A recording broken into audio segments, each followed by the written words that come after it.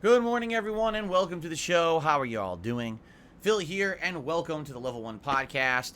Today is Saturday, the 10th of June, 2023, and it is React Day. I know last week we were thrown a little bit off because my React Day was on Sunday rather than Saturday due to the release of Street Fighter 6, but now it's back to the usual Saturday daytime stream, which means DSP versus the Internet will happen over on DSP Reacts right after this show.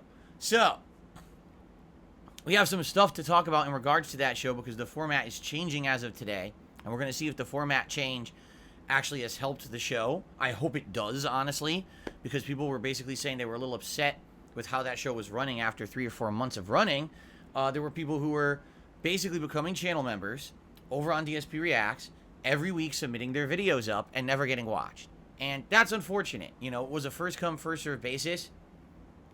I blame myself because originally, when the channel started, we had about 30 members, and so it worked. But now that we have, 70, 80 members, at one point we had over 100, it's harder to get your video watched because it's a competition. And when there's a competition, people find ways to basically get ahead. And there were people who were literally every single week the first people to nominate the video that they wanted to see.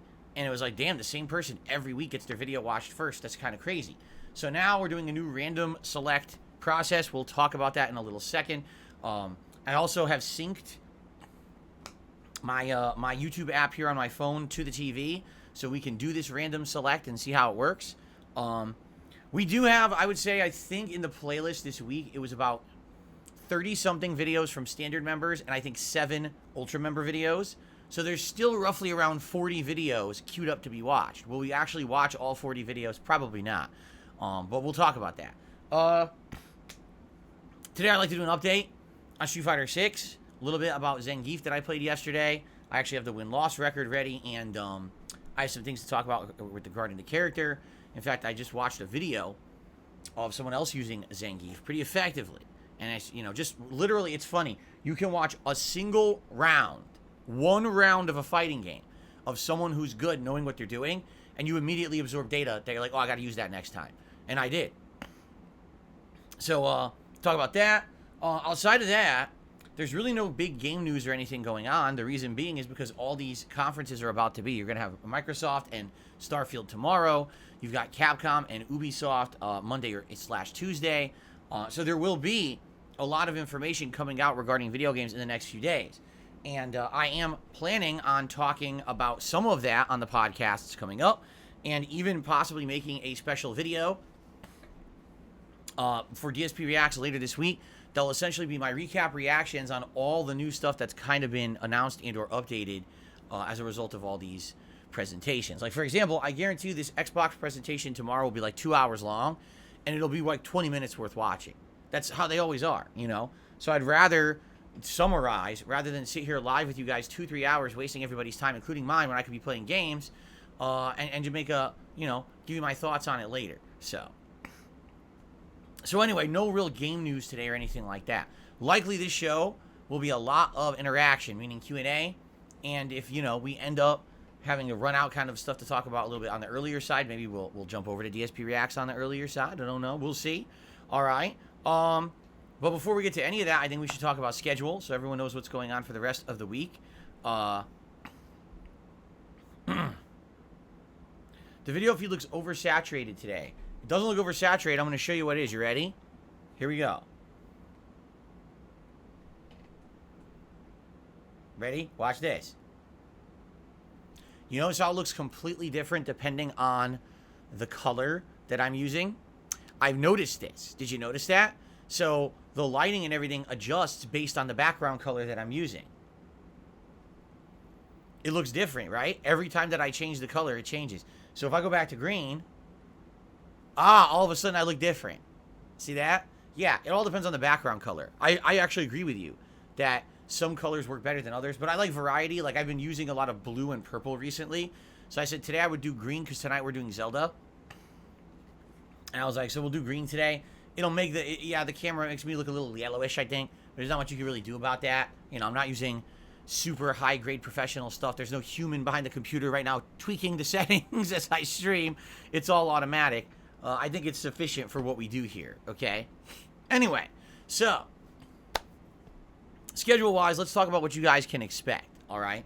So, today, it's DSP versus the internet over on DSP Reacts. As soon as we finish this podcast, there'll be, if you're here live, you'll see it, a referral that says click here, head over to DSP Reaction, and we're about to start the show.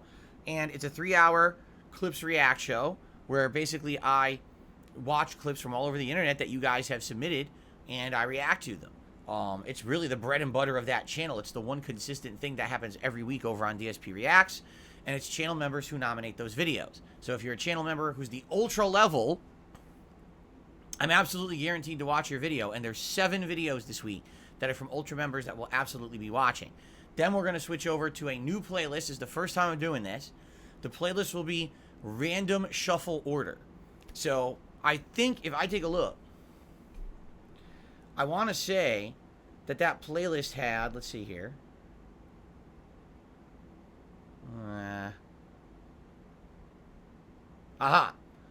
27 videos. That playlist has 27 videos in it, and they're going to be in random order. So, we don't know exactly what we're going to be watching.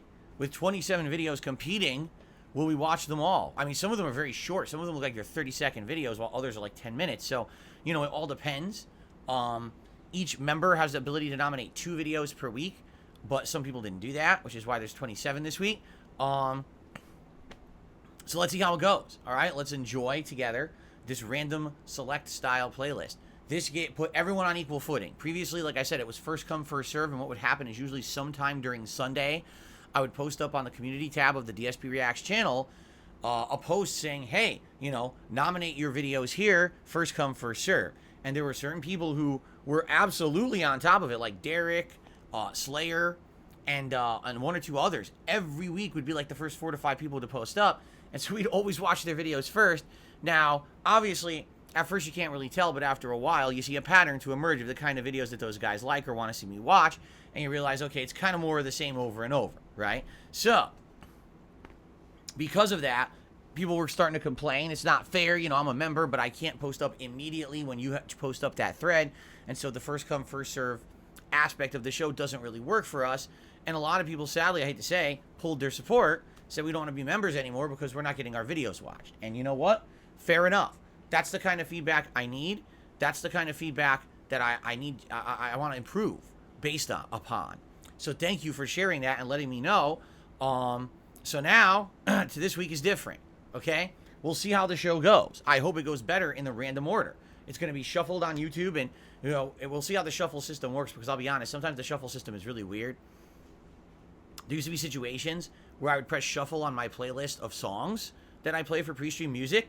Now, just to give you some perspective, that playlist has about 32 songs in it, and sometimes it would play the same song 2 to 3 times in a row. That's not necessarily a great shuffle, right? But I guess we'll see how it goes today. This is the first time we're doing it. Also, I'll be honest, I have had times where I have synced my app to the TV, and it just conked out right in the middle for no reason. Just stopped working. So I hope that's not the case. I hope that it continues to work and, it doesn't cause too much of a problem for us here. And that, it should be good to have variety. So let's see. Now, if it works and we get variety and everyone's videos get watched or it's a different order or whatever, perhaps some people will be considering becoming a member again. Because oh, wait, so it's equal now. Everyone has equal chance to be watched. I think that would be awesome. We can get a few more people back into the mix. Because like I said, this week, we used to have sometimes 40 to 50 videos nominated. This week, it's 34. So we're down. At the same time, we might not even watch all 34. It depends, right? It really does. So let's see how it goes today. I hope you'll join me over on DSP Reacts right after the show ends. Okay? Head over there and let's chill. Now, there is gameplay today on the late stream tonight, 6:45 p.m. Pacific time. It's the continuation of Zelda Tears of the Kingdom, which is actually one of the reasons why I have the green coloring today. Whenever I play Zelda, I usually try to do green coloring in honor of the game. I haven't played the game for over a week. Last time around, we had finished up with the floating water dungeon / Zora dungeon, and we had headed towards the Goron area, and we had actually just arrived in the Goron area, and the quest was starting. We have to go talk to the Gorons to figure out what's going on with this and everything.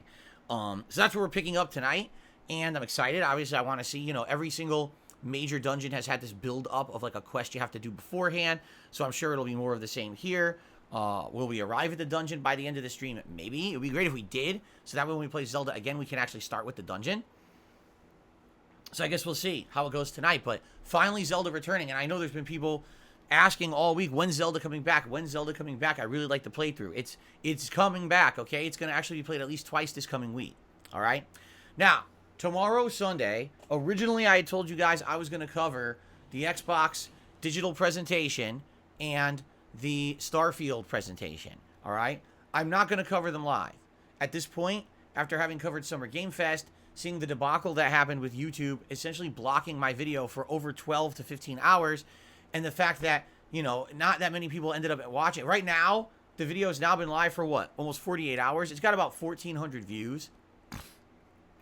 I mean, that's not bad for DSP Reacts, but at the same time, the debacle of having it blocked for so long, it really irked me. That's my hard work that I want people to watch, and they can't watch it because YouTube keeps screwing up. So I'm not going to live react to it. What I will do is, just like I said, I'll be paying attention to the news. If there's huge news, we'll talk about it on tomorrow's podcast.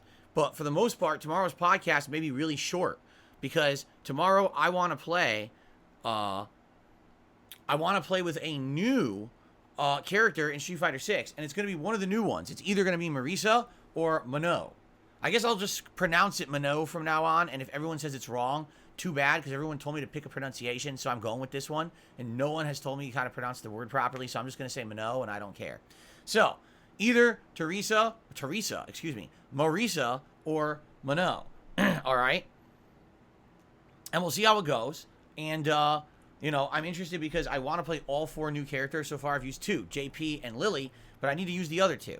Once we have played with all of the new characters, I feel like we can actually do a tier maker for Street Fighter characters, which is actually one of the tier makers I wanted to do for this month. Around the middle of this month, I wanted to take a late stream to kind of break up the content and do a tier maker on Street Fighter. But I needed to play with the new characters before I could do that. So I would say, let's play with these characters over the course of this week, and then maybe we could look to do a tier maker maybe sometime next week. We'll see. All right. But anyway, so that's tomorrow's main gameplay stream, taking one of those characters into the guide mode, then into the combo trials, and then online play. There is no late stream tomorrow night. Reason being, because I am doing private react videos for patrons. I need about 2 hours to do it, so I need a whole stream's time to do it, and that's going to be tomorrow night. So no stream on Sunday night. When I return on Monday, it will be more Street Fighter 6, and this time around on Monday, I think we're going to officially 100% lock it in concretely. I'll be trying the single-player World Tour mode on Monday. This is a mode that people have wanted to see me play since the game came out. It's a mode that possibly a lot of people may buy the game just to play eventually. Supposedly around 15 to 20 hours long. You make your own character. You go through this world beating up people in the streets a la Yakuza. You level up with items. You make your character grow and level up with experience points. And you give them new special moves based on the people you've defeated. It seems like a unique mode, and definitely something as a first for Street Fighter. They've never done anything like this before. And, you know, we even did that special stream when they were talking about it right before the release of the game, and it looks good. But let's be honest, the major focus of me playing Street Fighter 6 up to now has been learning the characters and doing it competitively. That's the point of a fighting game. So that's why we've been focusing on that. But I think now people maybe want me to see me branch out a little bit more, and I'm totally okay with that. Give me 1 second. I want to clean the lens on this camera because I noticed the bubbles have hit it. Yeah, you know what? Give me 1 second.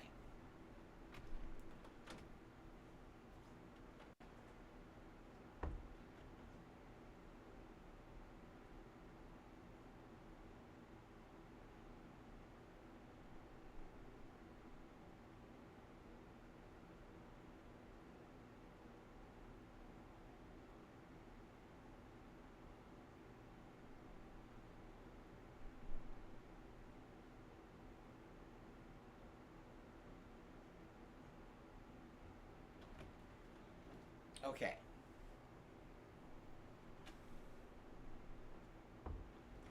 Let's clean this thing. Live.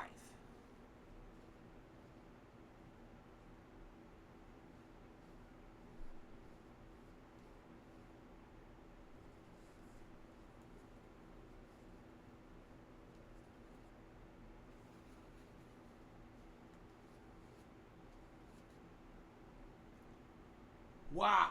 Much better.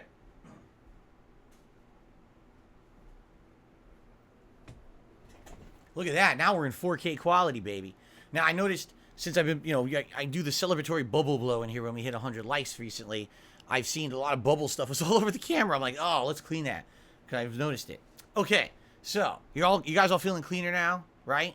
It's like I gave you a shower for free on stream. How about that? Okay. So, anyway. Yeah, I'm interested to see how this World Tour mode pans out. I'm not expecting the world from it, but at the same time, it seems like an interesting mode, and apparently you earn, like, unlocks and stuff by playing it. A lot of the achievements of the game are apparently tied to the mode as well. And remember, I made my avatar already in the demo, and, my avatar certainly looks interesting. Let's put it that way. So we'll see how this pans out once I actually start playing it on Monday. If it's something you guys like and you want more often, maybe I'll integrate it more into the schedule. If it's something that's kind of like, meh, we'll get to it eventually, then maybe I'll play it later. You know, we'll see. But I'm interested. We're finally starting it on Monday. We're going to see how it goes. Cool. There is no blurry smudge, eyes. Stop saying that. There is no blurry smudge on that camera. It looks beautiful. How dare you say that? Okay. So, Monday night, Diablo 4 continues. And it's funny because we actually had a good stream last night with good progress, but it was all side content. So what happened last night in Diablo? Some good stuff. We ended up doing 2 optional side dungeons. We unlocked 2 of those special abilities that were sorcerer specific. One apparently is going to put a barrier on my body when I'm fighting like mini boss level characters, elites I think they're called. And then another ability made my ice shard spell be better, where it like splits into 3 or 4 shards, so it's a better spell. In addition to that, I apparently had the bad luck of running into a randomly generated world boss called the Butcher. It was funny. Someone commented on the video. They're like, that's the equivalent of finding a shiny Pokemon in Pokemon. And what it is you'll just randomly be in a dungeon, and all of a sudden this guy will just appear out of nowhere. He has nothing to do with the dungeon. He's just a random spawn. And he's a boss, and he's fast as shit. He's faster than you, even though he's a giant, bloated dude. He's faster than you. He hits like a tank. And he basically, you can't really hurt him. I was trying to hurt him. I was wailing on this guy, and I only maybe took off maybe 15% of his health bar. So he's way overpowered compared to everything else I fought in the game. And there's no way to beat him. Like, there was no way I was going to defeat him by myself. Maybe if I had a party or something and we were all working together. But there was sadly no real way for me to beat this guy. So he killed me. And I think that was actually, if I remember, that might be my first legitimate death in the game. Because I was trying to think, did I die outside of that? And I can't remember if I did. I don't think I did. I think that might have been my legit first death in the game. Okay? But anyway, yeah, I got my ass beat. It's funny because I'm beating everything else in the game easily, and this just, like, slapped me around and beat me. So my first death, if you want to see that, that was from last night's Diablo stream. When I play again on Monday night, we're going back to focus on the story, and we're right in the story area where we need to go to advance it. So we'll do some story stuff on Monday night and see where it goes. Then on Tuesday, the daytime stream again will be Street Fighter 6, but the question will be, would you like to see me maybe play the other new character who I haven't used yet, whether it's Marisa or Minot, or would you like to see me do an online session where basically I do some more gameplay with Zangief and whatever character I used on Sunday? I might leave it open to you guys for you to decide. Because obviously the only way I'm going to get better at the game is to use a character more than once. Like, no exaggeration, I used Zangief yesterday, and we're going to talk about this in a second because I actually have the stats for you. I used Zangief yesterday, and by the end of the stream, I was learning again. I was doing better, and like I said, I watched one round of a top player using Zangief, and immediately I learned like 2-3 things I can use when I play him again. I was like, oh shit, like that's so useful. You know, I can't wait to play him again. And so that's what happened. So, there you go. Anyway, so that's Monday's or Tuesday's stream. Tuesday night will be the return of Zelda. So more Zelda tonight and Zelda Tuesday night. And then Wednesday, one final Street Fighter 6 stream for the week. What will it be? I'll leave it open. And then Wednesday night will be more Diablo. So I'm off from streaming on Thursday this week, okay? And then the week after, Friday, Saturday, Sunday, Monday, Tuesday, 5-day streaming week. And that week will basically be a mix of everything I'm doing and trying to advance as much as I can before the impending release of Final Fantasy 16. Final Fantasy 16 is coming out that third week of June. Is it the 21st? Hold on.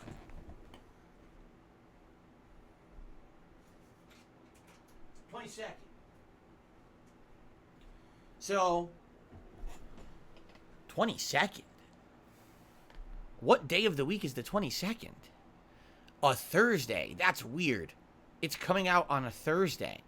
Well, if that's the case, that's, you know, my Wednesday will be my day off. I can start playing it right away when it comes out on that Thursday. Okay? What a weird day for a game to come out. Usually they come out either Tuesdays or Fridays. But anyway, yeah, I'll start playing it that day, and then it'll be alternation, I should say, between Street Fighter 6 and Final Fantasy 16 for daytime streams, and the night streams will be Diablo and Zelda. And that's the plan. Like, that's the plan for the foreseeable future.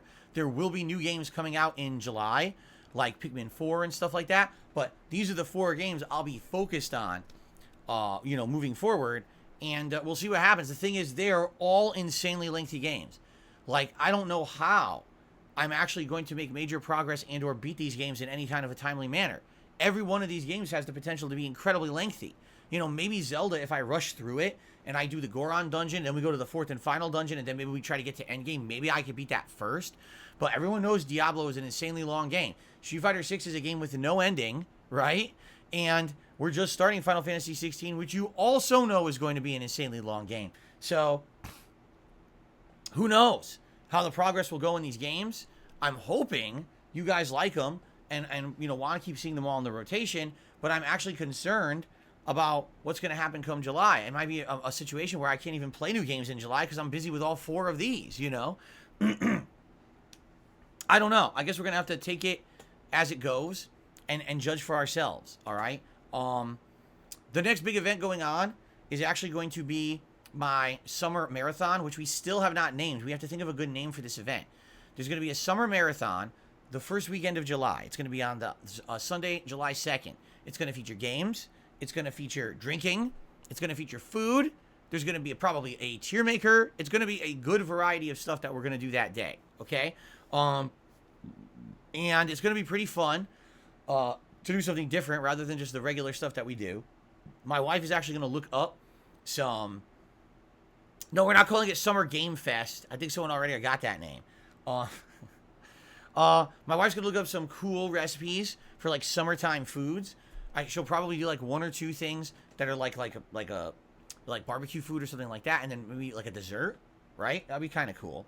So we're going to do those live, just like we did with the Street Fighter cookbook last month, but at the same time, there's going to be a little bit of booze involved, I'm sure, and some gaming. I guarantee you by then, I'll have played with so many characters in Street Fighter, maybe we'll do, like, a multiplayer online stream of Street Fighter 6 for fun, and maybe some other things for variety. I'm not sure. It's really up to what you guys want. We'll probably do a tier maker event. As you know, the tier makers usually do really well. And people really seem to like them. So we'll probably throw in a tier maker. Maybe it'll be like ranking American foods, because it's supposed to be like a summertime Independence Weekend style bash thing. So maybe it's all American themes. We could do like American food rankings and stuff like that. I'd be down for that. Ranking that kind of stuff. I'll have to think about it. But basically what we need to do is we need to think of a name. Once we think of a name, then we can start promoting the event. Then we can start planning for the event. All right? What do you think? No, not the Glizzy-thon. We're not calling it the Glizzy-thon.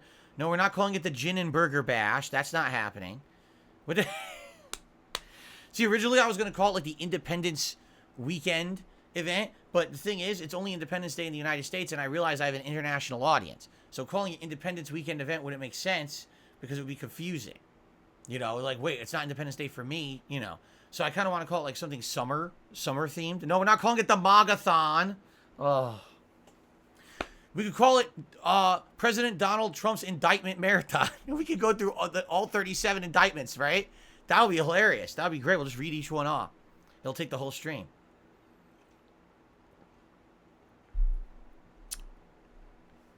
Indictment Fest. Anyway, okay. Yes, I know. It's a joke. We're keeping politics off the stream. It's a joke. It's not serious. Stop that right now, because people are like, oh. No, I'm joking. Okay, we're not reading the indictments. Okay. Anyway, Summer Friday Fighter Fest. Well, it's not going to be on a Friday. Summer Fight Fest. I mean, we just did the Fight and Feast, and now we're doing a Fight Fest. I mean, like I said, likely we will do a session of Street Fighter 6 because the game is popular, because I'm liking playing it. I don't see why we wouldn't do a little bit of Street Fighter 6 gameplay in there, you know? But I don't know exactly what we would call it.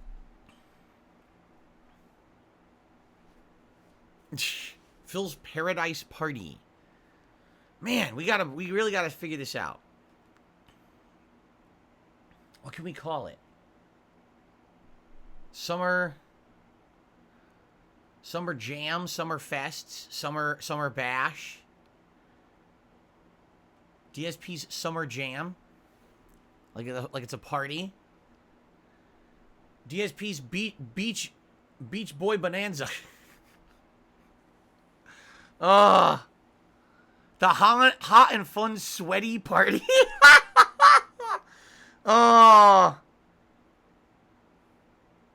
DSP Sweat Fest. Oh no. That's disgusting. DSP's Summer Super Slam. The Mid-Year Bash. I mean, yeah, technically it would be the first real major thing I do for the second half of the year. That is true. Summer Smash Bash. And no, we're not smashing anyone. Thoughts on Persona 3 Remake? Any interest at all? Sarah, I don't think that's a very good name for the marathon. DSP's Thoughts on Persona 3 Remake? Any interest at all? Nah, that wouldn't work at all. I don't know why. Why would you even suggest that? Why would you even suggest that? It's a horrible suggestion. How could you?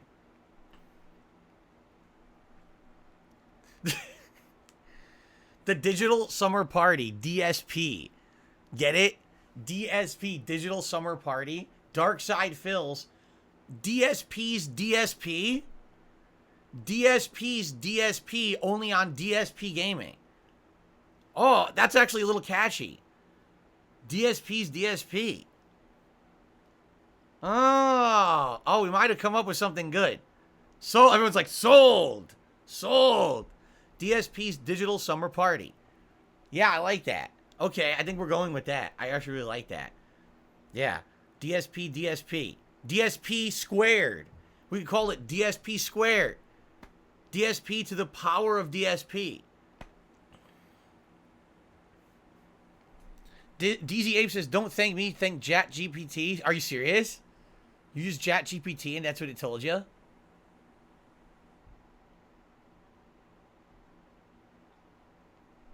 Huh. DZ Ape used ChatGPT and it cheated. All right. Well, I think that's what we would go with. DSP's DSP, Digital Summer Party. All right. So we got a name. I like that. We're harnessing the power of AI to dominate our lives and tell us what to do. Sounds like a plan. Now, we just got to figure out what we're doing during the event. Like I said, there will definitely be some gameplay, likely Street Fighter 6. There will definitely be some food that my wife will be making. taste testing. There'll probably be some booze I'll be drinking, maybe taking some shots or some beer or something. We'll figure it out. And then we got to figure out what else we want to do. Like I said, tier maker. What kind of tier makers? Definitely the food tier makers seem to be very successful. We'll probably do something, like I said, maybe American foods, since it is a summer party. Like talk about like American fare and try to balance, try to rank American foods on how good they are. So maybe we'll do one of those. Maybe we'll do 1 to 2 tier makers depending on how the event goes. Okay, and I think one of them should be American food, right? The one thing is, I don't know if we want to do another fantasy battle royal in WWE. We just did one for the Fight and Feast, and I can't really think of any good ideas for another one. So I don't know if we want to do another one so soon. Maybe save that for the next event.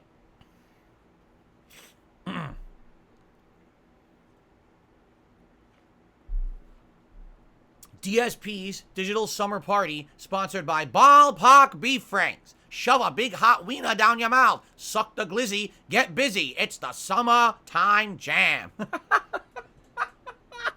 Oh my God. There you go. Amazing. Yes. Oh my God. It was like, no. I know. Obviously, it's a joke. It's funny. Anyway, so there you go. Let's try to get some more ideas for what we can do during this event in the next few weeks. This is actually perfect. We got the name, DSP's Digital Summer Party, and right, and we will plan on this, for, soon. So thank you, and we'll have some bubble guns going. I'm sure we'll have all kinds of exciting things going on for this event. I'm very excited for this event, actually. Okay, so anyway, there you have it. So that's the plan. The plan is this week balancing Street Fighter 6 with Diablo and Zelda. When Final Fantasy 16 comes out, that's the next new game to hit the rotation to balance with Street Fighter 6, and doing that all through the end of the month. And so other things going on, by the way, DSP React. Since I'm not going to be doing the live React stuff, what I will be doing, like I said, probably by the end of this week, maybe Tuesday night, Wednesday night, I will sit down and I'll look at all the information about all the games that are announced at Xbox tomorrow, the information about Starfield, and then anything that comes out of the Capcom or Ubisoft events. And I'll probably sit down and do like a recap reactions video that'll be about 30 minutes long, where I'll tell you about my thoughts about all of that stuff, and that will be released exclusively for DSP Reacts. I actually will not even live stream it. That'll be an on-demand video just for on-demand viewers on that channel, okay? Outside of that, I told you guys that once a week I was going to watch a retro movie and review it. I still may this week, but the thing is, this week we've got DSP versus the Internet, the Summer Game Fest coverage, and that recap reactions video over there. I kind of feel like if I review something this week, it's kind of overload, and maybe there'd almost be too much content on DSP Reacts. So I'm thinking maybe I should save it for next week. That way there's more content. And by the way, Avatar, The Way of Water has released on HBO Max. I can actually watch it, and I think I do want to watch it and review it for you guys. Now, the movie is insanely long. It's like 3.5 hours long. It's probably going to take me a series of nights to watch this movie. And once I finally watch through it over the next week or so, maybe I'll review that too. Maybe that would be a good one to watch and review, because I'm curious what it is. I can't imagine why so many people saw it after a decade of waiting from the last one. And then people are like, oh yeah, it's good. You ask them, well, why is it good? Oh, well, it looks good. Okay, but what happened in the movie? Half the people can't even say. They're like, oh, you're writing like aquatic animals or something. Oh, okay. But what was the what was the unique thing about the plot that stood out that made this movie such the giant important movie it was? And people are like, meh. I've never seen a movie in my life. This is absolutely true. I'm 41 years old. I've never seen a movie arrive, make so much money, and be so popular for so short a period of time, and then immediately fall off and have no one talk about it ever. Like, I remember back in the day, there were blockbuster movies. Like a blockbuster movie, like the first Batman movie. People were talking about that movie for like a year. How good it was, how interesting it was, right? Who the fuck is talking about Avatar? No one even gives two shits, right? It's like we all went and saw it, it made tons of money, and no one acts like it even existed. Like, it's like a weird anomaly. I absolutely need to see this movie. I feel like James Cameron, at some point, he made a deal with the devil. Like, he sacrificed a bunch of people and goats, and like Beelzebub came out of hell. He's like, so you're going to make a bunch of blockbuster movies, but they're not good. but you're going to make them. You're going to be insanely rich and popular and successful. But the movies will not be good, but people will still, you'll still be some of the highest grossing movies ever. Oh, okay. Either that or Michael Bay, one of the two. Or maybe they both did. Maybe one was Beelzebub and one was like, Cthulhu or something, right? They're each of them are making, these deals with these demons. And then one day we'll have a showdown of the shitty movies. I don't know. CGI showdown. All the CGI Ninja Turtles and Transformers will take on the blue people as they fight in the skies or whatever. Or the water, I guess. That's the way of water. I don't know. Anyway. I'm curious to see Avatar 2. I will likely watch it soon. And once I watch it, I will probably do a review. That might very well maybe the next review I do for DSP Reacts. Okay? Alright. So before we get to the shout-out segment, I would like to do a update on my progress in Street Fighter 6, which I have right here. So yesterday we went through total wins and loss records, but we have this ranking that's been going on. And this ranking is essentially when I pick a character for the very first time, how do I do?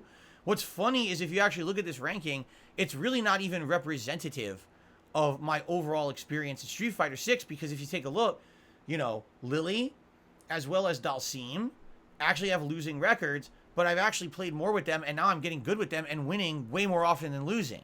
So in reality, Lily and Dalsim are two of my favorite characters that I'm doing much better with.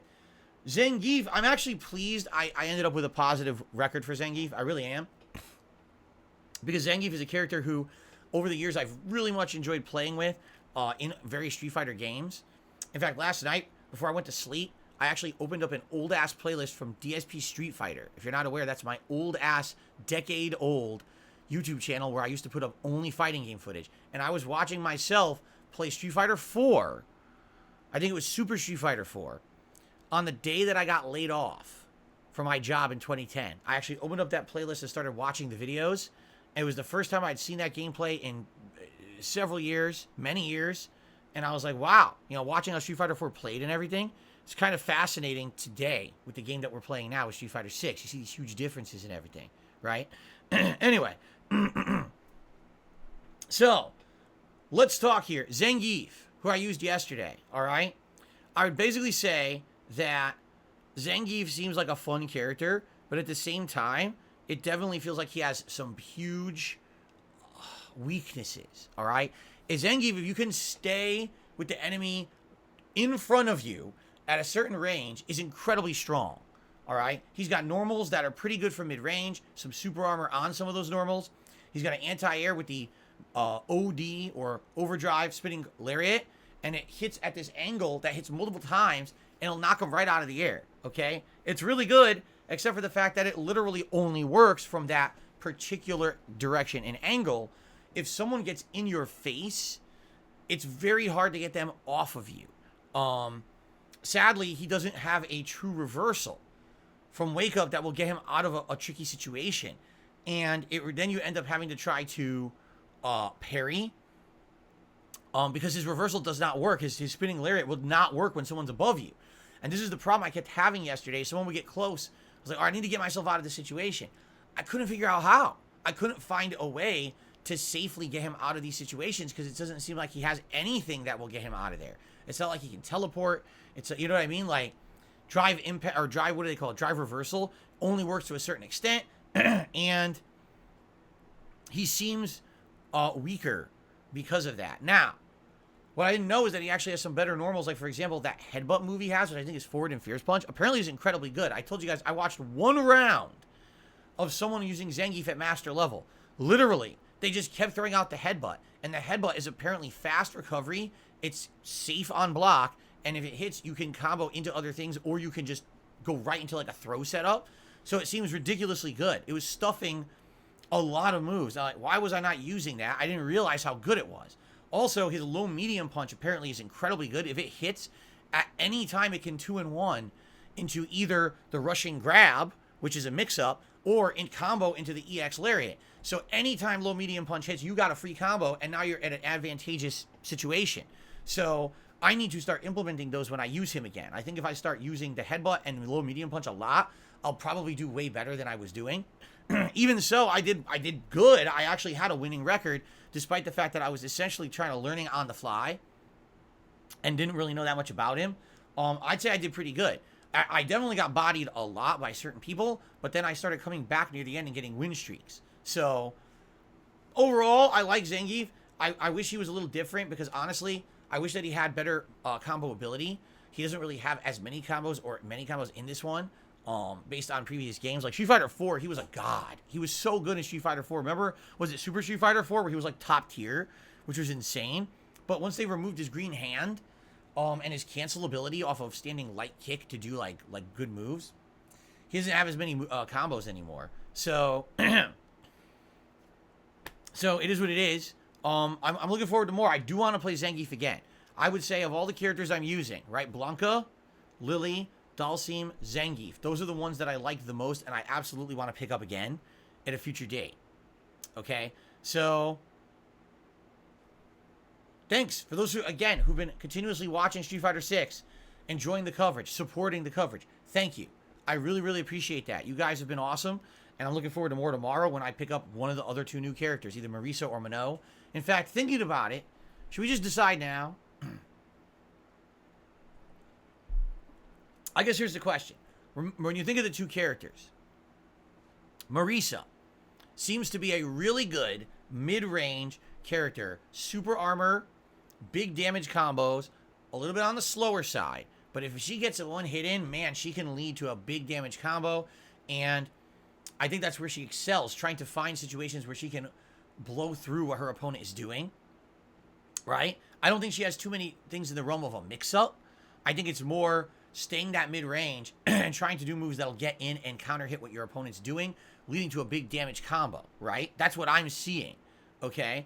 Minot seems to be a character that I've seen played different ways. Some people try to constantly get in with hit strings and then trick you into throws, and her command throw, every time she throws you, her command throws become more powerful.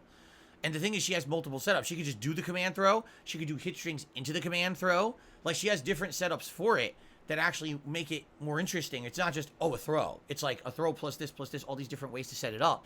But in addition, she seems to have interesting normals, too. I've seen these combos and mix-ups and setups and floaty moves that are kind of unique that I don't really understand because I didn't use her yet, so I don't know what they are. But I think she actually has 2 really good anti-airs. One being this low punch that kind of hits twice and sucks you in to a situation that's like a throw setup. And another one, she does this like ballerina kick that if it hits, I think it actually like can become a float state, a juggle state, and you could do more after it. So I think both characters are interesting. All right. But I don't know which one would be better for my playstyle. I don't know if there's even an agreement there. So what do you guys think? I'm curious. Carlton Jr. says, I think you should play Minot. You fight her often. Understanding her mechanics will help you fight her. It's true. I've seen a lot of her mechanics, but I don't know what those moves actually are. You know, just seeing versus actually playing and understanding the moves and the inputs and the setups, it definitely makes the understanding better. Like, for example, now I understand Blanca a lot better because I've played him myself. I know what to expect. Minot. Big Papa Phil wants Marisa. Let's talk about it over the course of today. Right? Let's chat it up a bit. Let's see which one you guys want more. Ultimately, I'm picking both anyway. I need to play all the new characters. Like I said, I wanted to do a tier maker for Street Fighter 6. I can't do a tier maker until I play all the new characters, right? So, there you go. I'm going to play them all eventually. Legend Killer 504 says, I think Marisa would fit more your style. Jade says he saw the new Transformers movie. He thought it was too sweet. I'm glad you liked it. As you said, you're a fan of all those Michael Bay Transformers movies, correct, Jade? So, I'm glad to hear that you liked it. Phil needs to play the Italian character. Who's the Italian character? Marisa? Yeah, that's right, because she's Roman, right? That's Italian. Yeah.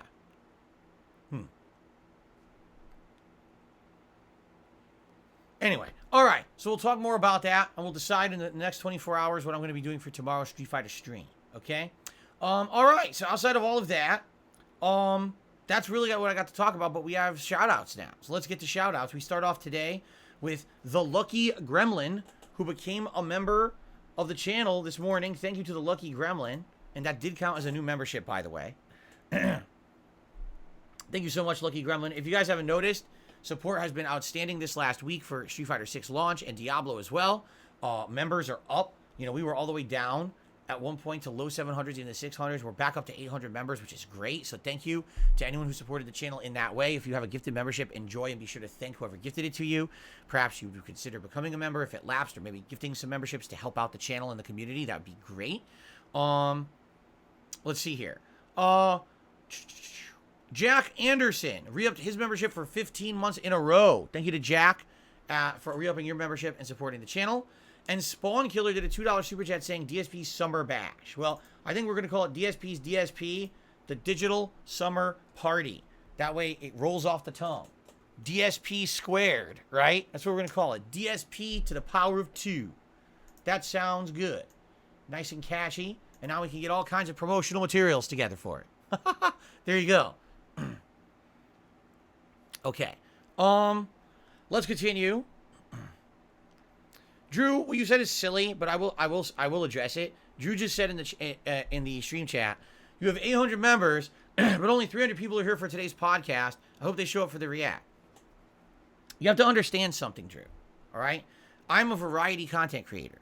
I do not just make one kind of content. I want you to think about this. Currently, I'm playing a Nintendo game, which is its own unique classification, I would feel, a competitive fighting game, and an ARPG from Blizzard. 3 completely different styles of video game, right?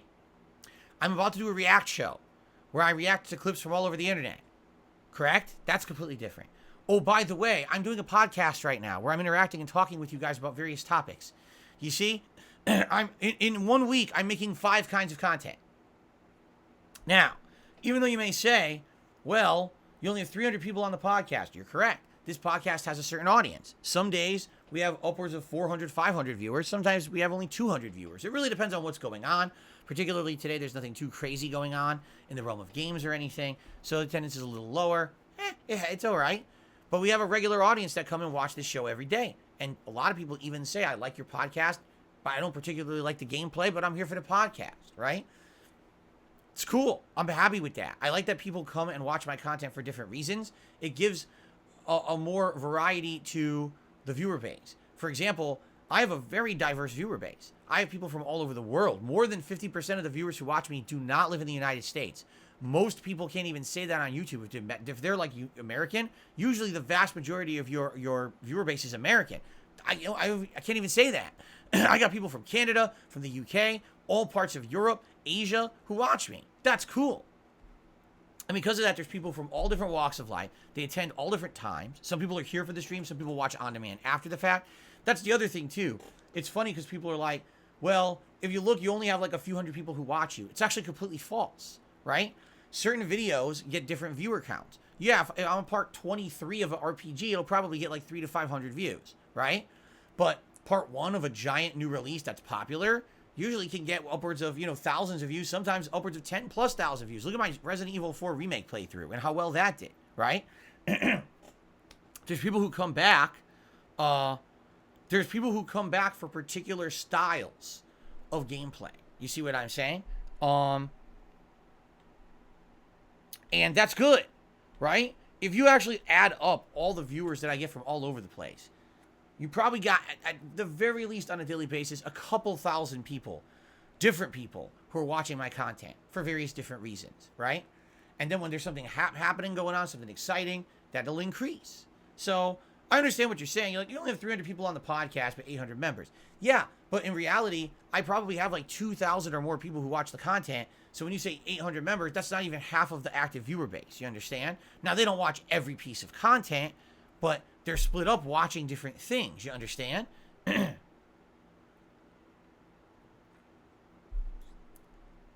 So there you go. Anyway, let's continue. On the tip side of things, let's get to the tips. We start off today with a $6 tip from Game Trekker. He says, before my usual tip for your react show, I want to talk about Zangief. Let's do that. Let's first of all say thank you, Game Trekker, for the first tip of the day. Let's get you up on the leaderboard. Oh, yay. Alrighty.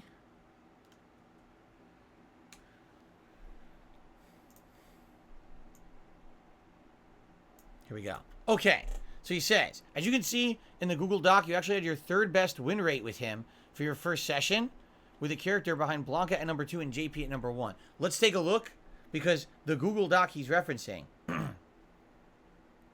is actually the one that he's going to be updating with my overall wins and losses.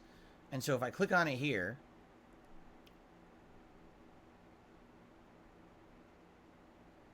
indeed he has updated it. 35 wins, 27 losses, ended up at platinum, 56% win rate. So definitely a positive win or loss rate there for Zangief. Very nice. He says, that being said, I don't know how much you'll want to return to him. In Street Fighter 6, they seem to have made him hyper-focused on reading his opponents. That's exactly what I said during my game plan. He can get monstrous punishes off of either predicting his opponent's next action or his opponent messing up in any way. Apart from that, he seems to be intentionally designed to struggle. I didn't know before watching you play how much of a struggle anti-airing with him is in particular. I have to say, though, there was one thing you never once did, and it's a staple of his gameplay, okay? Empty jump SPD. I know jumping medium kick is an amazing jump in of his, but come on, empty jump SPD is one of the oldest and greatest tricks in the Grappler's Handbook. You know, I in this game particularly, a lot of people have easy mode anti-airs. A lot of people, rather than it being, oh, I'm reacting by doing a special move to anti-air you, a lot of characters in this game have simple anti-airs like low heavy punch, right? And they're really good. They're high priority anti-airs that will knock you right out of the air, right? So that being said, for me, when I'm going to jump in, at the very least, most of the time, I want to be throwing an attack out that has a chance to possibly stuff the opponent. Excuse me. Because the empty jump stuff, honestly, doesn't seem to work that well. I'm just being honest. Like, even for me, when I'm playing the game, most characters, I'm trying to do anti-air every chance I get. I know that the anti-airs are pretty good in this game. So whenever someone's jumping at me, I'm going to take advantage of that. Let's hit them with an anti-air. So even people who empty jumped on me with Zangief, maybe once or twice they got a big... Like, I think one guy empty jumped level 3 supered me, and I was like, oh my god, that's so frustrating. But for the most part, I don't feel like the empty jump strategy is as effective in this one. Because so many people have really good anti-airs that they're essentially always trying to knock you out of the air. The other thing is, there's a risk-reward factor to anti-airing.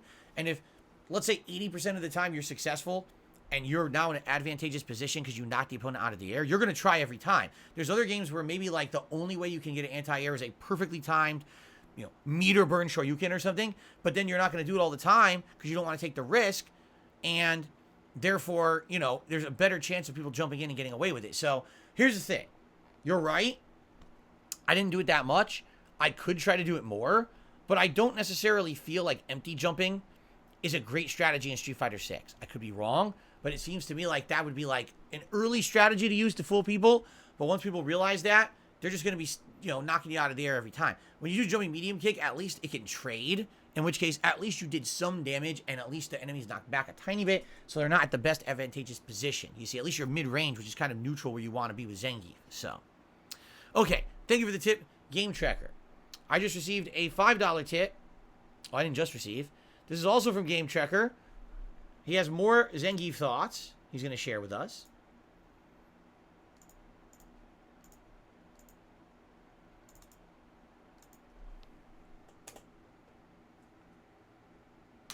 Okay. He says, in a way, Lily has a much simpler game plan. Charge up, use pokes when pushed out, use charges to zoom in for mix-ups. That's correct. And when you say charges, you mean the like the Condor Rush that gets you right in their face, and you have frame advantage when you do it. Meanwhile, Zangief essentially has to guess over and over to get in, guess what his opponent will do to get his massive damage, and then guess more to get back in again. His tutorial even says word for word, Zangief's explosive potential is second to none when handled by someone who specializes in predicting their opponent's movements. Is this the kind of character you want to play? Genuine question. Anyway, I have one extra tip for playing him. Don't always hold the button to keep his level 2 spinning. It's one thing if you're going to hit the OD air grab follow-up, but you even did it at times when you were in burnout. Letting the level 2 go into a grab animation does close to as much damage as if you go into the OD air grab, and you can choose which side the opponent ends up on too. Yeah, that's definitely something that will come in time with more practice. I definitely feel that, you know, with more experience, I'll realize the situations. Like, for example, you're right. I know that I always held the button with level 2 super, and I was in burnout once. So like, why did I do that? But I didn't realize it till it was too late, you see? So you're absolutely right. And as I play more, I'm sure I'll get better at that. So thank you for the suggestions. But yeah, like you're right. It seems like Zangief relies on your enemy making mistakes or you tricking your enemy into a setup, as opposed to, say, Lily just playing safe because she has safe setups to get her to throw range or mix-up range. And that's really the difference. And I actually feel like Lily has better mix-ups than Zangief. You know, she has an example. You do the Condor Rush that has the wind buff on it. They have to block. You're completely at advantage now. When you land, you could do jabs. If the jabs hit confirm, you could do a combo. You could do 360 right away. You could do jab, cancel into 360. You could bait the 360, they neutral jump. Now you could do your Condor Rise, which I think is called Tomahawk Buster, anti-air. You could literally do all these options. Zangief is like, it's hard enough getting in. Then when you get in, you have to rely on them kind of doing something that's going to leave them open to catch them. He doesn't have that. You know what that used to be called? Option select. That's what it used to be called. And that's a Vizant term. You know, Jay Snyder, he actually came up with that term in MVC1. It's called option select. It means you get to a neutral state where you have 2 to 3 options you can do, and it mixes up the opponent. They don't know what to do. So it's a guessing game. It's like rock, paper, scissors, but it's in your advantage. That's what you want. But with Zangief, it doesn't seem like you have it that often. It's like maybe you have one situational setup here. If they make the mistake, you can punish it. Outside of that, it's like, ugh. What I will say, his headbutt, forward fierce punch, seems really good. I saw a master player using this over and over, stuffing moves and or trading or getting to an advantageous position because it's like safe on block. So you can just keep doing it, and the enemy is like kind of stuck. So I think I'm going to implement that more when I start using him again. Okay. Continuing on. I received a $30 tip. Wild chance, guys. It is Game Checker. Game Checker with a $30 tip this morning. He's been doing all these overnight tips for Street Fighter 6, and now this is actually his usual tip for my React content. Thank you so much, Game Checker, for all of your support of my stuff. I really appreciate that. So that being said, we're now up to $41 in tips. And Game Checker has to say the following. He says, why'd you let Bison do river dance on your face? If you don't remember from last week, that's what you said in 2009 jokingly when you predicted a YouTube commenter would say in response to Shady J losing to Bison in the same exact way for 2 rounds. Now, I began watching your content in 2010. When I went back and watched all your tournament footage after you were playing Street Fighter 4, it started making me interested in the series. This particular quote lodged in my head for years after hearing you commentate that match, and then a ridiculous thing happened. In 2012, Street Fighter X Tekken was released, and M. Bison was included in its roster. He has a new super animation, which is literally river dancing on an opponent's face. Yeah, pretty much that. Can you say DSP predicts it? Anyway, you can judge for yourself. My submission this week is simply an old video of that super. And that's what we will watch. The river dance effect of M. Bison on the face of his opponent. Here's the thing. I'm definitely not saying that particular situation is something that influenced anything. But I will tell you something. Being that I was around back in the day, and I was one of the more influential Let's Players on YouTube. I was one of the biggest ones to do the kind of improv commentary style. My videos were getting insane amounts of views. They were going viral. They were getting into the algorithm of YouTube. When you search for new games, I was at the top of the list. I would not be surprised if some of my mannerisms and things that I said and did rubbed off on the community at large. I will tell you this, and I'm sorry if someone disagrees. I think it's bullshit. I was using the term playthrough before anyone else of prominence was using it on YouTube. Because purposefully, I did not want to call my game playthroughs walkthroughs. I did not feel that when I was doing a series of videos on a game, that I was doing a guide. I felt like a walkthrough is someone's holding your hand and walking you through the game as a guide. That's not what the content was that I put out. So I would call it playthroughs. All right? At the time, I'm not kidding you, people gave me shit for it. If you take a look at videos back in the day, there's actually comments on them, and it's like, why are you calling it a playthrough? It's a walkthrough. The playthrough isn't even a word. Like, you made that up. And I would explain in my videos, no, I want to call it that because I don't want to be called a walkthrough creator. These are not walkthroughs. These are supposed to be playthroughs. You can find that line as early as back as 2009 in my channel descriptions. These are playthroughs, not walkthroughs. Okay? And the funny part is, now almost everyone says playthrough. It's been adopted as common terminology over the last 10 to 15 years. But back then, people actually gave me shit for using it, saying it wasn't a word and I'm saying everything wrong, right? What a weird person. What an oddball. No, you're doing walkthroughs. I was like, no, I'm not. They're playthroughs. But another major reason that I call my videos playthroughs is because everyone back then was calling it Let's Play, right? And I didn't like the whole idea of calling my videos Let's Play because that kind of felt to me like we're playing it together as a community. Now, back then, I wasn't doing interactive live streams, okay? Maybe today you can argue. If I'm playing a game like Zelda or Diablo, there's a lot of community input. People talking with me in the stream chat. And that, if you're calling it a Let's Play, it makes more sense because it really is a group of people contributing to the overall gameplay of the game, right? So in that regard, I can say, yeah, you have an argument, right? But back then, I was playing offline. I was playing single player, doing all solo improv commentary. How could you call that a Let's Play? It's not us playing together at all. I hated that terminology. That was another thing. Everyone would say, you're making a Let's Play. Like, no, I'm making a playthrough. And they would argue with me. No, it's a Let's Play. Everyone calls it a Let's Play. You're just being weird and calling it something no one uses. And now everyone says playthrough. In fact, does anyone even say Let's Play anymore? Is anyone even familiar with, oh, a Let's Play, right? Almost no one even uses that terminology anymore, right? It's like it's an outdated term, but everyone still says playthrough.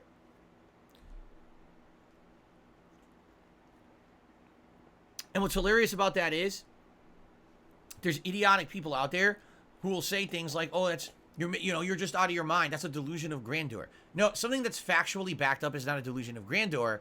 It's you're an idiot who doesn't want to look back at history because you believe negative memes and can't possibly believe that I was ever influential, right? There was a time when I would put out a video about something going on in the U.S. government, like SOPA or PIPA. The video would go viral and get hundreds upon hundreds of thousands of views. People who never heard about the subject matter before would be informed and actually go call their congressman. Yes, that's how influential I was on YouTube at one point. Just because you don't want to believe it, because you don't like me, and you like the negative memes about me, doesn't mean it didn't happen. It means you're a jackass. So, fuck you. If someone who's out there, I want to change history because I don't like Phil. He was never influential. He didn't coin any terms. He wasn't one of the most prolific YouTubers. He wasn't at the top of YouTube ranks. He never was good at Street Fighter. I mean, you want to talk about revisionist history, what these idiotic people have done. And then you get moronic people who are interviewing me, do no research, and then say dumb shit in the interview like the delusions of grandeur, proving how unprofessional and idiotic they are. Yeah, then you get these really stupid fucking takes from people on the internet who don't know shit.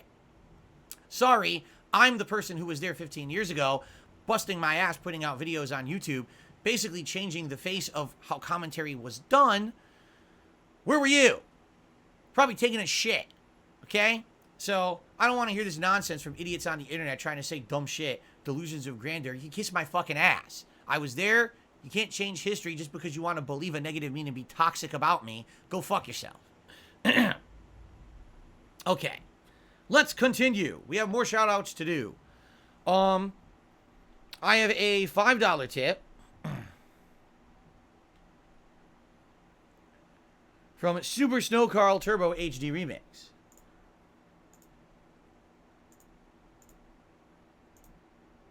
Let's add that to the running total here.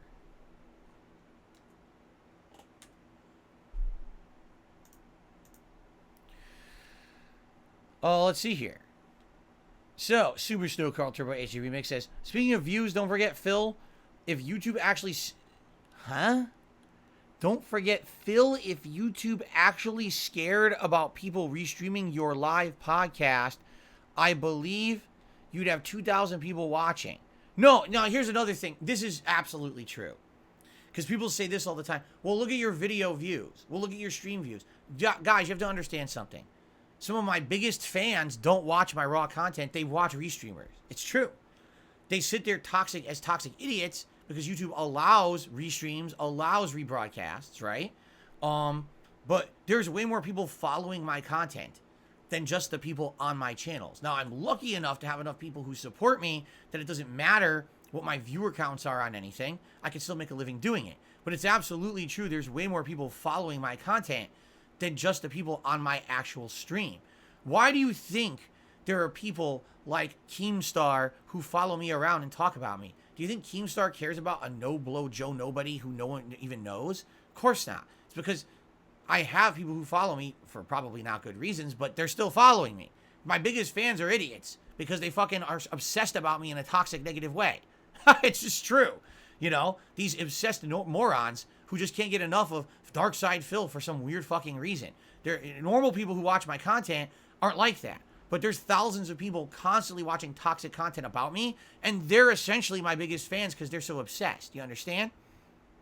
So, there you go. It's really ridiculous. People say, oh, you only have 300 viewers on your podcast. Yeah, and how many people are watching on the restream? And how many people will be watching this on another person's channel who microanalyzes it? And will take the last segment about Delusions of Grandeur and blow it up and make a video about it. You know what was really funny? Here's something hilarious. I have to say this.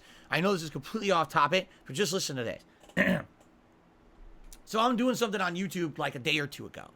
And, videos show up in related videos, right? And a video showed up of one of my haters or whatever, and it said something like, DSP blows up about Review Tech appearing on the Side Scrollers podcast, okay? And I looked at it, and I was like, now, I gotta be transparent here. I had no idea that Rich appeared on the Side Scrollers podcast.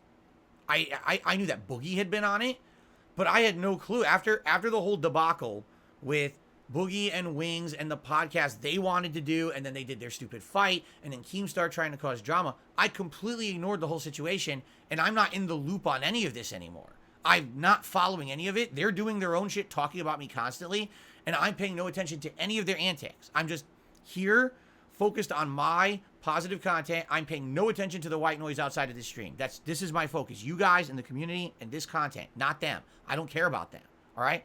So I look at this and I'm like, what? There's an entire video literally says Phil explodes. Like, he's so angry about Rich appearing on a Side Scrollers podcast. I'm like, I didn't even know that happened. And then I stupidly shouldn't have done this. I clicked on it. And of course, then it opens up all the related content. And yeah, apparently, I guess Rich did appear on the podcast. And I guess at one point on one of my podcasts, I didn't specifically say a word about Rich or Side Scrollers, but I was talking generally about something. And these idiots actually took it out of context, saying that's what I was talking about, even though I didn't even know it happened. I have no clue what happened with him appearing on their podcast. I don't know what they talked about. I don't care. I'm completely out of the loop of this toxic shit. I'm done with it. Like I told you guys, I'm not involved in it anymore, nor do I care. If someone mentions it in the chat, ban. You're out of here, dude. I want absolutely no at all. No involvement with any of their drama or bullshit. I'm done completely with that. I checked out. All right? But it's hilarious. This is what people do. So my biggest fans watch my content, make fun of it, take it out of context, and make content of their own out of it. And those are my fans. Those are fans. Even though they're toxic, negative idiots, they're still fans, or else they wouldn't watch my shit every day, right? Okay.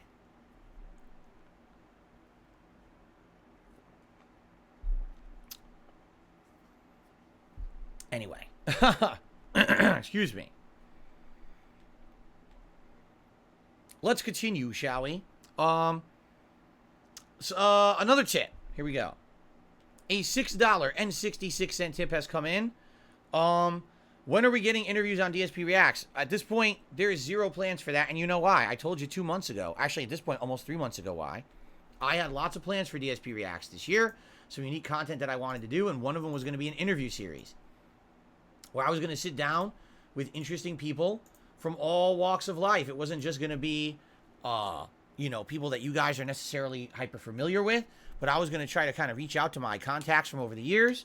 I was going to have fun interviews with different kinds of people. Yes, some would be gaming related, some would not be. I actually had one guest 100% confirmed lined up to appear, and another that I was in talks to have appear. Okay?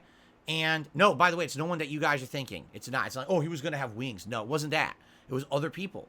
But what ended up happening was the interview happened with Side Scrollers, and it turned into something so disgustingly toxic. Not the interview, but all the fallout afterwards because of the way that they behave themselves to get over and make money. It became such a negative, toxic thing for me and my community that people didn't want to be involved with me. So people backed out. They were like, nah, obviously now we can't. You know, what's the point? If we appear, all it's going to be is negative shit for us. If we appear, you're going to get harassed online and stuff by haters. So, and they're right. 1,000,000% right. You know, it's shitty. And that's life, I guess. What else can I say, right? But you deal with it. So I made a bad call. And, you know, at this point, yeah, we're all still suffering from it because I would have had more. I would have probably at this point, I mean, it's June. I probably would have had at least one, if not two interviews live on DSP Reacts. It was going to be DSP Asks It, a series where I interview people about all kinds of stuff. And it was one person, you'd be shocked who it was going to be. Let's put it that way. You would never would have expected I would have gotten this person on the show. And it's because of contacts and things that I had from my past. And you would have been like, wow, that's really insightful and interesting. And it ain't going to happen now. You know? Why? Because of scumbags. Because of fucking greedy people. Isn't that nice, right? Unprofessional people who only care about themselves. That's life. I've learned about this, you know, now, and like I said, that's why I don't trust anyone, and I'm not doing this kind of shit anymore. It's not worth my time to be involved in this kind of shit. I'm just done with it all. I've tapped out of that nonsense, and I'm just here for you guys to make positive content, okay? All right, continuing on, Cyrax did a super chat. Says, I love your content. Street Fighter 6 is crazy with dropped inputs. It should be able to track something like that. Is that possible? I don't know what you mean, okay? Because here's the thing. Dropped inputs could be a variety of factors. When I say a dropped input, here's what I mean. I have my controller in my hand. I press the kick button. Nothing happens in the game. Okay? Now, what could cause that? There's a variety of factors that can cause that. It could be the controller itself, which means the physical aspect of the controller, the switch malfunctioning or something not registering. It could be a wireless connection between this controller and the console that's getting interfered with wirelessly, okay? It could be the wireless connection dropped the input, or it could be that the wireless connection caused a delay, and because of that, the move got stuffed and never came out. It could be the actual online play of the game causing an issue that drops an input. You know what I'm saying? Like, there could be so many factors. It could be me. It could be, I swear I pressed the button, but somehow I missed it or didn't. Okay? There's a million things that could all be a factor when it comes to something that's called a dropped input. So, if I'm playing online, I'm Zangief, right? And the enemy jumps at me. And I say, all right, here it comes. Level 1 super. And I input the aerial, you know, the input for the level 1 anti-air super. And I get standing light kick instead of the super. I'm going to say, oh my God, it dropped my input. It didn't give me the move. I did the input and I didn't get it, right? What could it have been?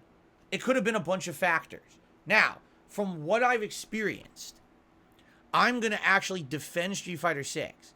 And I'm going to say I don't think it's the online netcode. There's a couple matches I've had that were questionable with the netcode. For the most part, I've been playing Street Fighter 6 for a flat week now, right? I've had no issues with the online play. This is by far the best online experience I've ever had with any fighting game. I don't know how they did it because this is leaps and bounds better than any game previous. I'm happy. I'm almost proud. This is a game franchise I've been involved with since the 90s, and it's gone through some ups and downs. Street Fighter V was the worst of the worst. Now we're experiencing arguably the best of the best, okay? So I'm going to say I don't think it's the netcode or anything like that at all. I think that it's superb. I think that it could be many different factors. For example, this joystick. I have no clue how this joystick performs. This was purchased for me by a fan about 1.5 years ago as a Christmas present. It literally sat unused for a year, and I've been using it for the betas and now for the full release of Street Fighter 6. It's really the first time I'm using it. I don't know if the Fighting Stick Alpha is a good joystick or not. It could have more input delay than other joysticks. It could actually have issues with dropped inputs. I don't know. I didn't do the research. I'm just using what I got, right? This particular wired setup may create more input delay than other joysticks. I don't know. I don't know if the Xbox version of Street Fighter 6 is better or worse than other versions that could cause dropped inputs or delay. I don't know. I haven't done any of this research. I'm just playing the game and enjoying it for what it is. But if I drop a move, I'm going to call it out and say, man, I swear I did that move and it didn't come out and it's frustrating to me. That doesn't mean that I'm hating on the game. I think too many idiots out there always want to make something toxic and negative. Just because I'm saying a fact about what just happened, I know I did that input, it didn't come out. That doesn't mean I'm blaming the game, the joystick. I don't know what caused it. All right, listen, I am 41 years old. Very much, these issues could be me. They could all be me. Literally, every single issue of a dropped move could have been me. I have no way to prove this. All right. Now, what some people are saying is there's a way to display your inputs on the screen. Okay, that is true. For what I'm to understand, you can make it so all your button inputs get showed on the screen. But number one, that's so intrusive. You're going to have a million commands on the side of the screen blocking the fucking view. That's number one. You don't want to do that. Number two, that's only representative of what's actually being registered in the game. So to give you an example, let's say I have this joystick and I press light kick. The game doesn't show it as an input. So now it looks like I never pressed the button, but I did, right? So is this the joystick's fault? You know what I'm saying? Could that be the joystick's fault? It could be. Could it be the Xbox's fault? It could be, but the game won't register it. So actually all you're seeing when you look at inputs is what registered. You're not seeing what actually was input. The only true way to judge inputs would have some kind of a third-party software running actually reading the joystick input, which doesn't exist. What people are asking for does not exist. The in-game input reading is only representative of what got to the game. That doesn't mean that that's what was actually pushed. You see what I'm saying? Anyway, there you go. But like I said, I'm 41 years old at this point. Likely 99% of the issues are me. It's me being so rusty, not having played competitive fighting games for so long, not being in the loop of competitive fighting games. I mean, I ignored Street Fighter V. Outside of like the first 6 months, I literally ignored Street Fighter V because I hated it, right? So I'm behind. I'm playing catch up with everyone. I am pleasantly pleased with how I've been doing. The fact that I'm actually overall got more wins than losses in the week that I've been playing Street Fighter 6 is remarkable. Because I'm so out of the loop, and you know what I'm saying? Like, I'm so behind everyone else. So many people got into competitive fighting games around the time of Street Fighter 5 and have been playing nonstop, and they're jumping in, and here's me being out of it for 10 years, and I'm trying to get back into it, and the fact that I have a winning record is, I'm shocked. I really do. I'm completely shocked that I have a winning record with these characters. You know, like, what the heck? So, some people, Phil's getting bodied. I don't care. Listen, at least I'm hanging. At least it's not every match isn't getting spanked like this, right? No, I'm actually hanging. I'm getting wins. Like, that's cool. That makes me it's enjoyable for everyone. It's enjoyable for you. It's enjoyable for me. I'm happy with that. I know I'm old, right? I know that I'm probably way above the average age of anyone playing this game. But that's cool. And I'm going to continue to play and enjoy, and hopefully you guys continue to enjoy the content, and I'm going to hope to get better, all right? But no, make no bones about it. When I say, there's a dropped input, I'm not blaming the game. It could be so many different factors. It definitely could be me.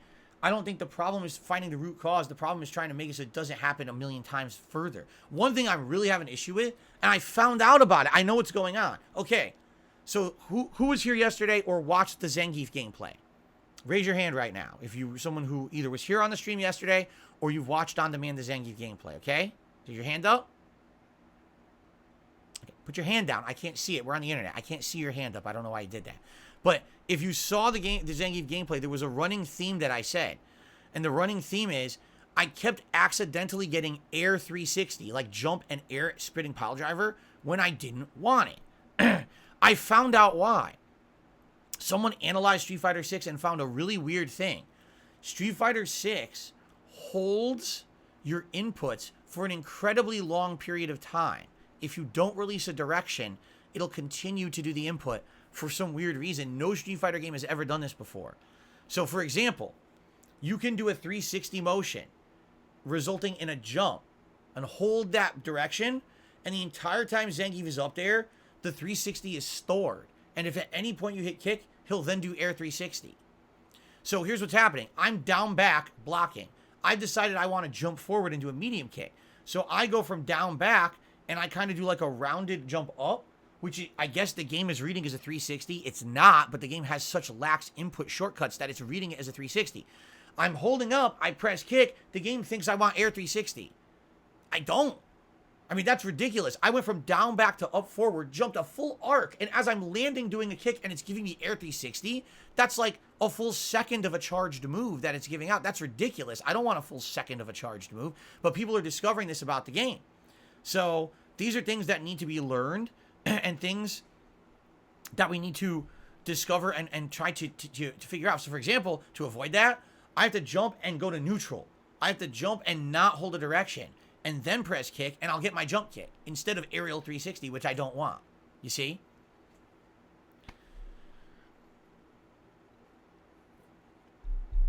Anyway. All right, guys. So essentially that's the show. We actually just, if you can believe it, we just went coast to coast on the show there.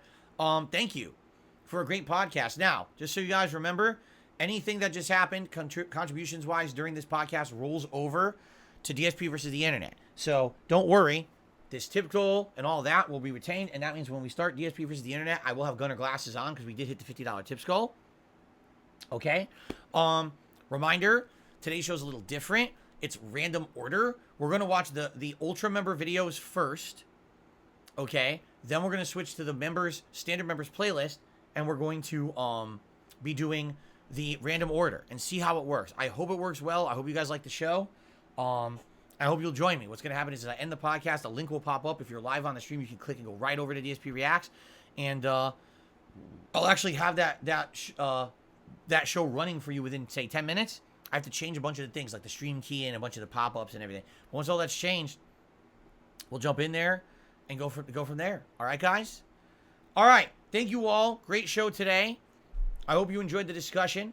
I always have a great time with you guys on the Level 1 podcast. Again, thanks for watching. No Street Fighter 6 today. I know you guys are upset. I've been playing Street Fighter 6 constantly. No Street Fighter 6 today. We're going to have Zelda tonight. Street Fighter 6 returns tomorrow. Please give me your feedback on if you want Marisa or Mano tomorrow. Looks like Jade wants Marisa. I believe Big Papa Phil wants Marisa. But quite a few people said Mano earlier. I'll have to think about it. Please give me your opinions today. And it'll help formulate what I do tomorrow's main stream. All right, guys. Thank you so much. Great show. I'll see you later.